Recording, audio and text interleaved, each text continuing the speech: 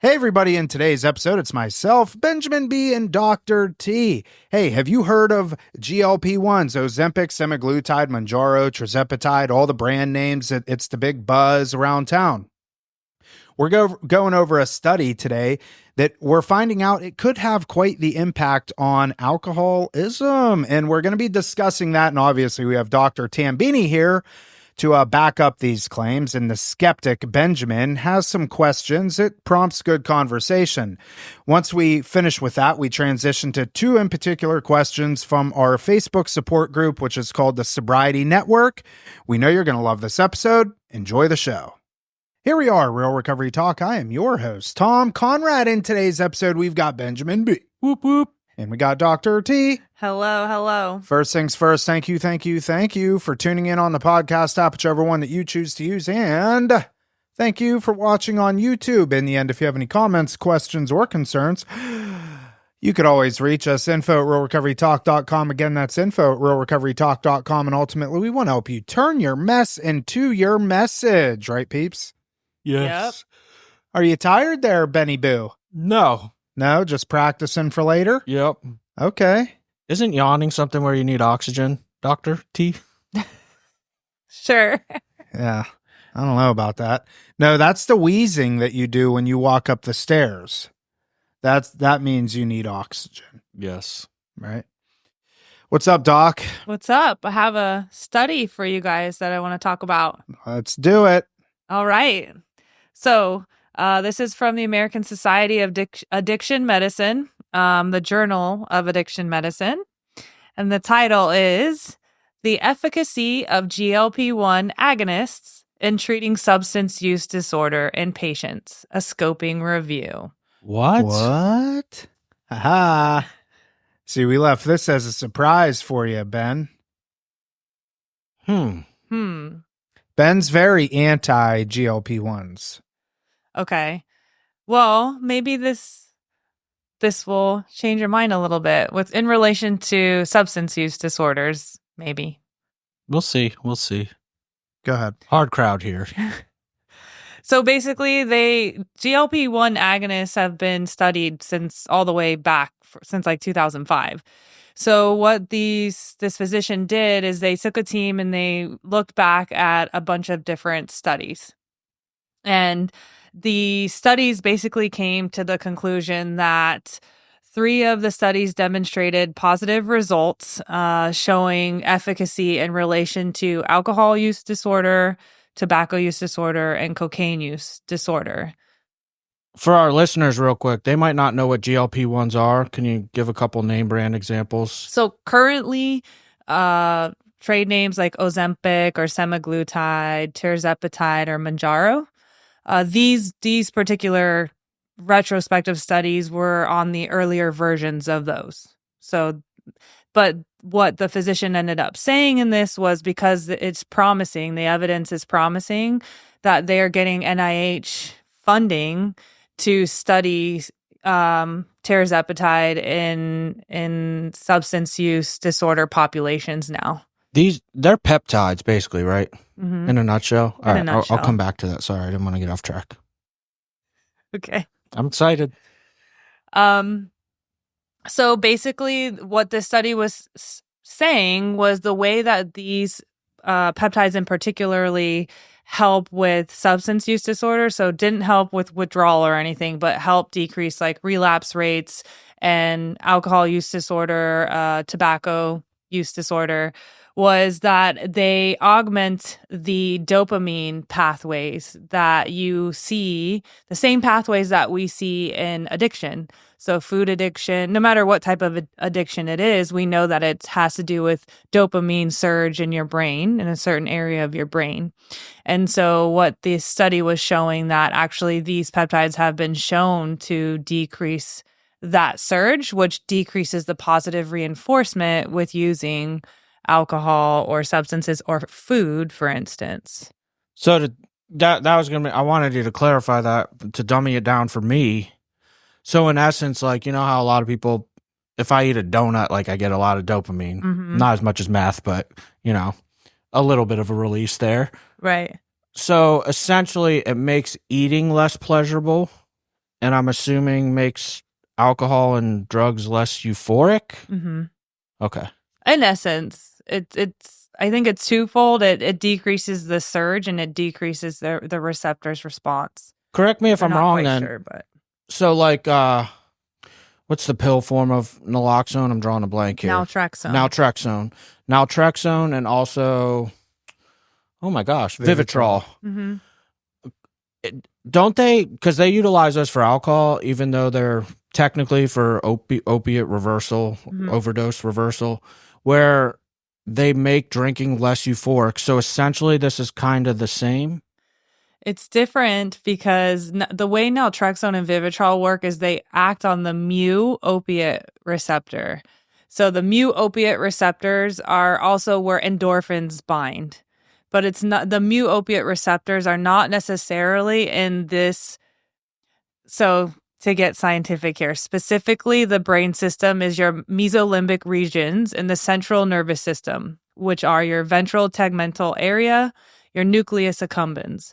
Those are the main areas where you see dopamine surge and dopamine. And even when they do the PET scans, the MRI scans for patients who have cocaine addiction and things like that, those areas light up on those scans. That's where these particular meds come into play. The mu opiate receptors, it's different. It's a different pathway. But in essence, I guess what I'm trying to say is it both attack it at trying to make them less pleasurable. Essentially, yes. Okay, yeah. When was this study done? So this was 2024. It's brand new. Yeah. It's not necessarily a study. They took a bunch of different studies that were already done and they did a retrospective review of the studies. But the caveat to it is that where they did see a positive outcome is that those patients had coexisting or pre-existing metabolic disease. So obesity, diabetes, hypertension, because these meds currently are prescribed FDA approved, right, for obesity and comorbid conditions. So they took that subset of population and looked at the data for them. It didn't look at people who didn't really meet criteria for that. So it's somebody that has heart disease or high blood pressure, diabetes, obesity, overweight, but also struggles with alcohol. Mm-hmm. Whether alcoholic or not, they don't know that because that's something that has to be self-diagnosed. Right. That's interesting. I'm trying to think this through too, on ways this could be working. Alcohol takes up space in your stomach, so do you get full? So that's what I was wondering, because it's similar, analogous to me is when you have bariatric surgery, right? Mm-hmm. Alcohol goes straight through your system, gets absorbed rapidly. There's a 10%. We know there's a 10% risk of people with bariatric surgery developing alcohol use disorder. And using these meds, they decrease or delay gastric emptying, so the alcohol stays in their tummy longer, which means it's metabolized before it's released into the small intestine, which may also in turn decrease how much of the alcohol is delivered to your system. But you see what I'm saying? Theory, you could actually drink more, just it's not as effective at getting them. In theory, but you see. So wait a second. Raises your tolerance, I guess, in a weird way. No, because, I guess, yeah, I see what you're saying. Yeah. Here. I see what you're saying. You drink more for the equivalent effect that you would have had less because that drug is slowing down your digestive tract. Mm-hmm. Yeah, but when is the alcohol absorbed? So let's just say I had a 6-pack of beer in front of me and I drink them one after another.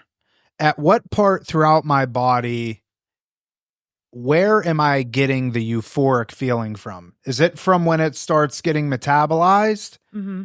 In my stomach? And into your small intestine. But your small intestine and your stomach are very much connected. So if I'm on tirzepatide, if I have an alcohol issue and I'm on tirzepatide and I start taking this, yeah, Ben, I see what you're saying, but because the whole idea behind tirzepatide and these GLP-1s is to slow down the gastric emptying, as you would call it. I mean, I don't see an alcoholic being like, "Oh, I'm full. I'm not going to drink anymore." Who knows? You never know. I don't know. I've never tried it, but I don't know. I've sat down like in my active alcoholism and had like a large dinner and had to switch from beer to liquor. Yeah, that'd be an interesting thing to study because liquor doesn't take up near as much space as beer does. It has much higher alcohol content. So does it say in that study if it was beer or liquor? No. That's getting into the nitty gritty. They just basically looked at, the subset population and that there's promising evidence with comorbid conditions, particularly because of the dopamine in the ventral tegmental area. I do like that these studies are being done. Like you threw it out there. I'm like anti-GLP-1. I want to see people also doing the work, whether it comes to weight loss, alcoholism, whatever. There's no like magic pill, but yes, you can use medications to help. And that's what along the process. The physician that's getting the grants through the NIH did say that, they're going to study this in conjunction.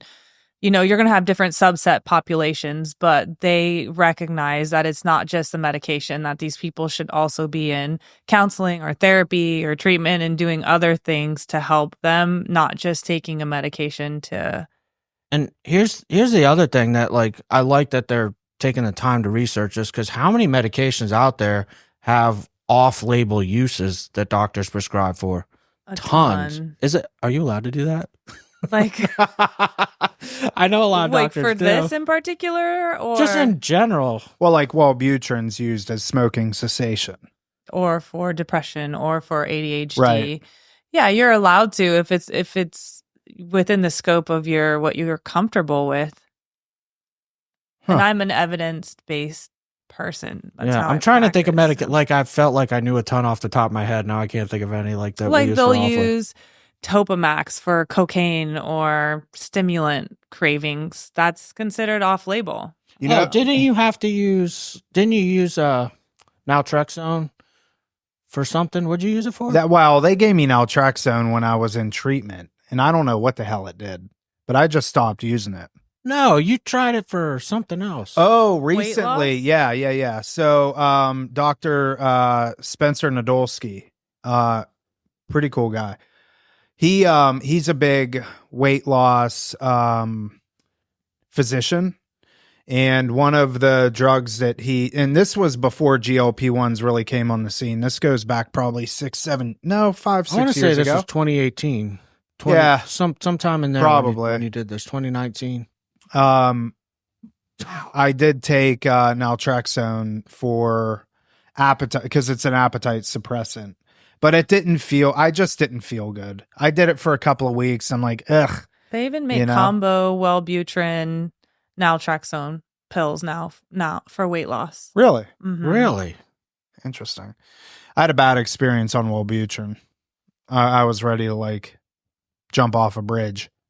But anyways, I like this study. I do like that it's drawing attention around it. I do think that somebody that would be really good to talk to about this is Dr. Tina. She was on Mind Pump's podcast. She's like an expert in GLP-1. She'd probably be able to speak into this. So maybe we can make that happen. Get doctor, and I'll just kind of sit back and, ask dumb layman's questions, Yeah, I need it dummied down for me. But I do think that just the overall slowing down the dopamine release is very beneficial in many aspects of our lives, whether it's food, drugs, sex, pornography, gambling. If you can lessen or dampen down the euphoric feeling, then people are going to be less inclined to do it, especially if it's coupled with the consequences. If I'm getting less of a dopamine release and I'm still suffering consequences, I'm probably going to slow down my usage. So I'd be curious to see where this goes. But it's also I always want to keep in mind prioritizing too. for instance, I don't know, with any medication, there's always side effects. We never, I won't say never, I don't know. I would think never come across a medication that doesn't have some sort of side effect. So you got to weigh like, yes, if this is going to help somebody from dying from alcoholism, I'll take them losing some muscle and looking like Skeletor for a while. Yeah. I wondered to get too, started, like know? when I was reading it, I wondered too, which I guess will to be told in the studies, like, is there higher incidence of like depression or mental health? Because if you're blunting their dopamine release, are you in essence going to affect their mood? You know, is it going to induce more depression or mood dysregulation? So I guess we'll see with that. I'll give you my real life concern with it. I have a close friend, I won't say his name, that is a regular gym partner of mine. At his age, mid-50s probably, definitely, he's not overweight to the point where it was like he could have done something about it, like through eating a little better, maybe some cardio. But when he went on Ozempic or whatever one he chose, like he was always nauseous, always felt like crap. Like, and I was just like, why are you doing this to yourself to lose 10 pounds, dude? Like, he was getting weaker in the gym. And I just think in his case in particular, risk reward wasn't there. I do feel different. We've had this conversation with like people that need to lose 100 pounds, different scenario to get them motivated, that they see the results and then they have the opportunity to make the lifestyle change. And I could apply the same thing to the alcoholism and drug addiction. Like, if it's going to get somebody going. Yeah, give them a kickstart. Yeah. And we've been, the recovery field in general, like even if you reference Alcoholics Anonymous, for instance, there's a line in there that says, science may one day accomplish this, something hasn't done so yet. It's basically referring to medication. I forget the exact quote. But like, there's nothing wrong with continuing to look for medical intervention. I mean, heck, they were Bill W. tried LSD. Trying to get for it to help people's alcoholism. Like, right. Yeah. We've come a little further than LSD today, but.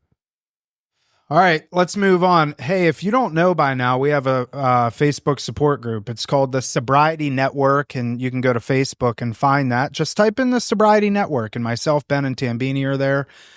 We have upwards of, I believe, 600 members, maybe. Yeah, close to 600 members. And throughout some of these episodes, what we do is we like to take a couple of questions to get sprinkled throughout the Facebook group itself. And so today we're going to pull a couple of those questions. And the first one I would like to say is an interesting question, and we get asked this a lot. How to navigate the cost of treatment. If you're looking for treatment for somebody, I mean, cost is all across the board. How do you know what you're getting for what you're paying for? I'm trying to see what angle they're coming at with this question. Tom and I always ask the same question: time, energy, resources. How much time can you invest into this process? The energy, resources, referring to whether it's insurance or a cash pay situation, because you have to be realistic. And one of my approaches is, I tell people on the phone, like, if I can't help you directly, I'll do my best to help you indirectly, because I'm just going to call it what it is. It makes me really uncomfortable to talk about, but not everybody has the right insurance. Not everybody has the financial means to go, but there are options out there. And what I do is I do my best to take what somebody has and get them the best option for what they have available to them. I wish everybody had the same available to them, but that's just not the case. Yeah. T, anything?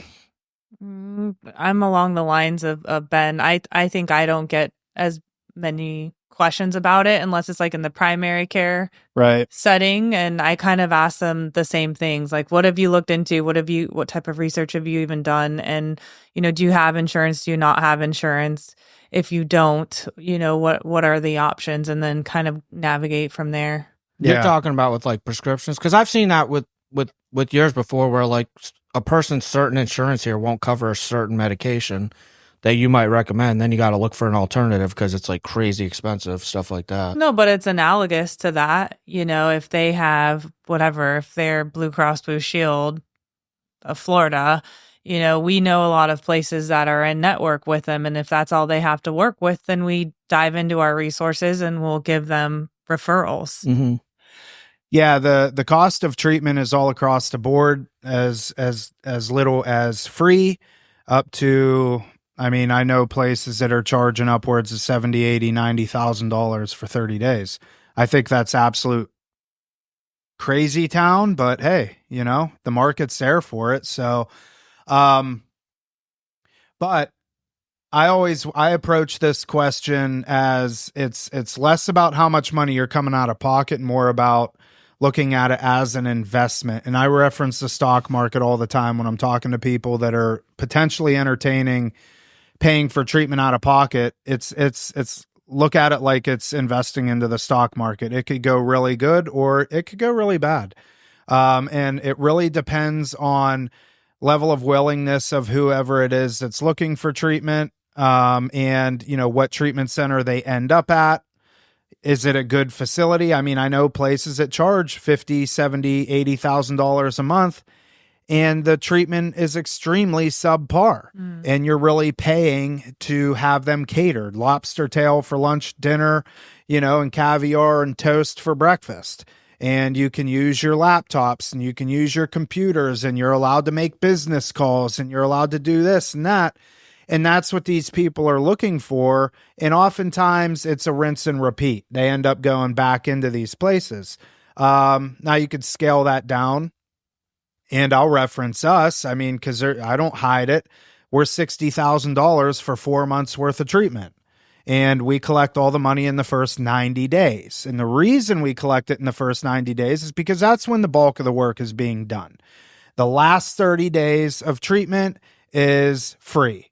And we do free because that's a transitional level of care. Now, what are you getting for that $60,000? You're getting a small community, 20 to 25 people. You're getting an individual therapist that actually cares about you and what you want to accomplish. You're getting a community that all want to be sober. If you don't want to be sober at some point throughout your treatment stay, I'm not saying that you have to want to be sober to come into our doors. A lot of people are on the fence. But that tide needs to turn quickly thereafter. You come in.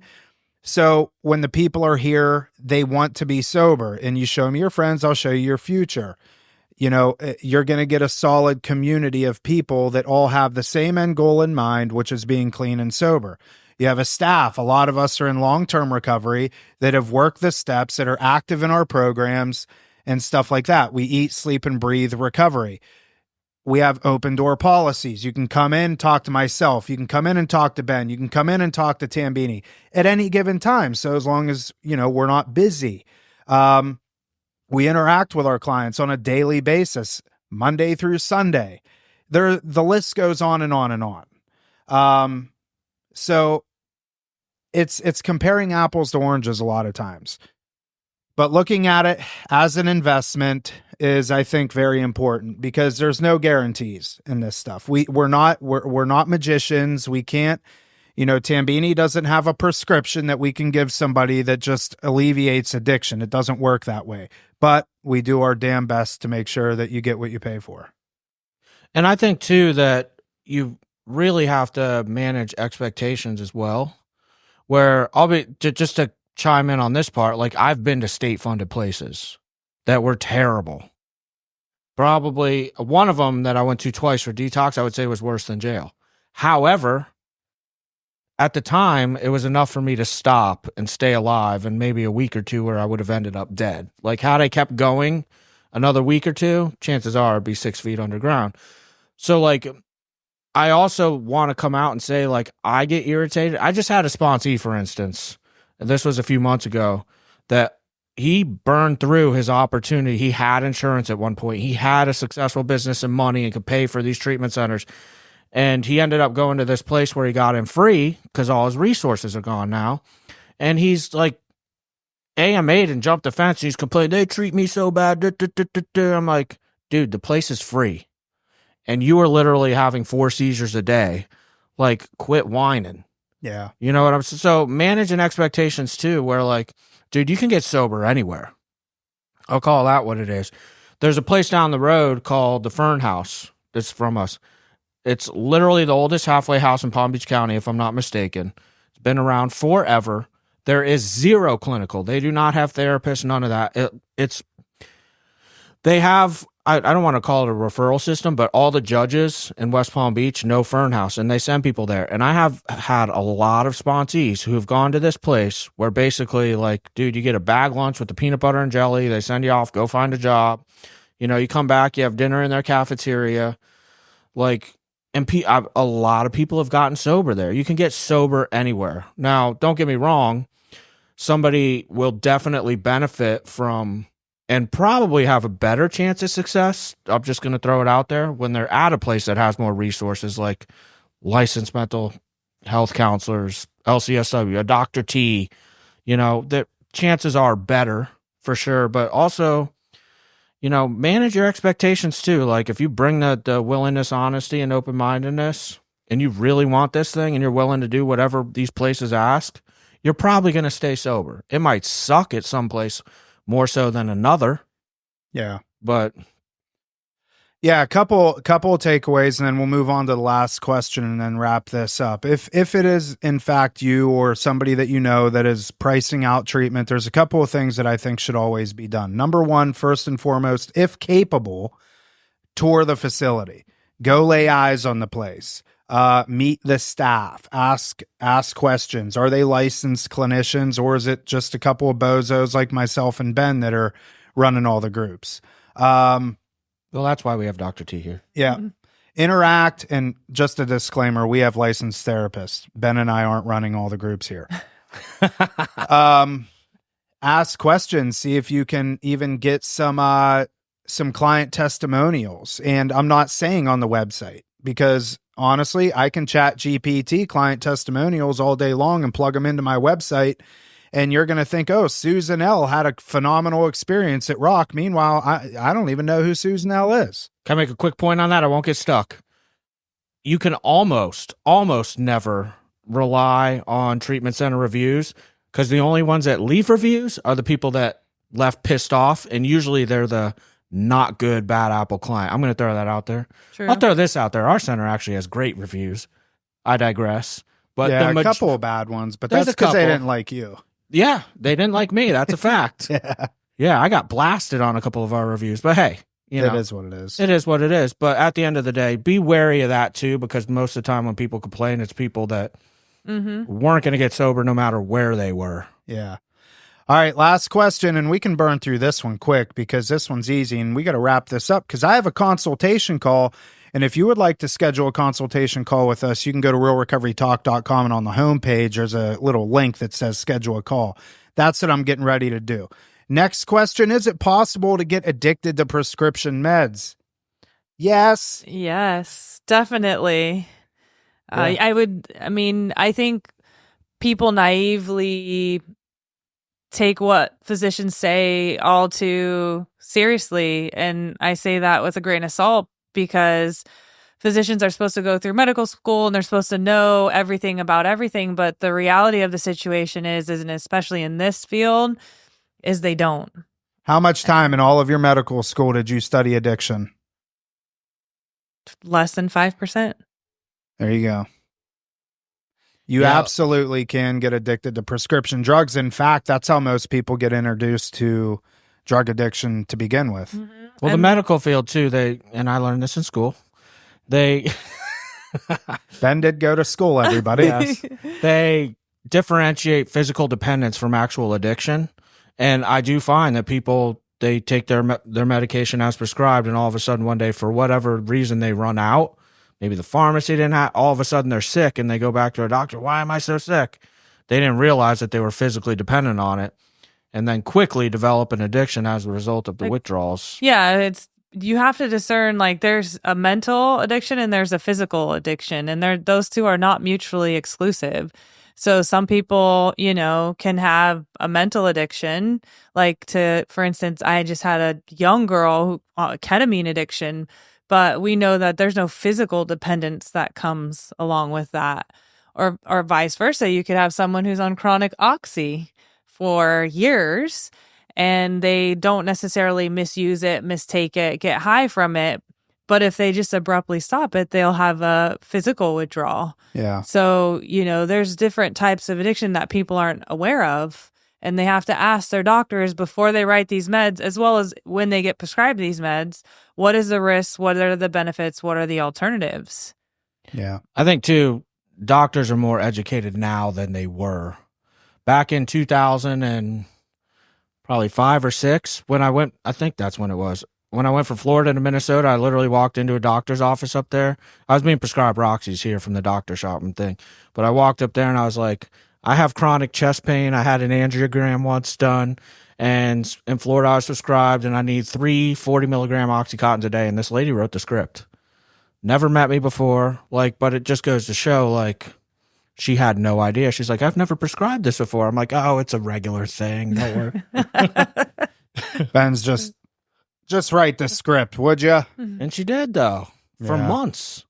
So, yes, you can get addicted to prescription drugs.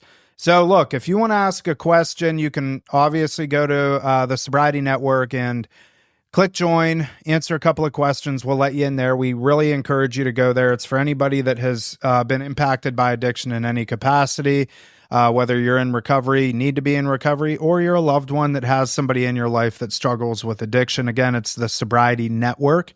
And if you want to schedule a call with us, you can go to the homepage, realrecoverytalk.com, and click schedule a call. Any final thoughts, people? No, sir. All right. That is it for this episode of Real Recovery Talk. Thank you for tuning in. In the end, if you have any comments, questions, or concerns, you can always reach us, info@realrecoverytalk.com. Again, that's info@realrecoverytalk.com. And ultimately, we want to help you turn your mess into your message. That is it. We will see y'all later.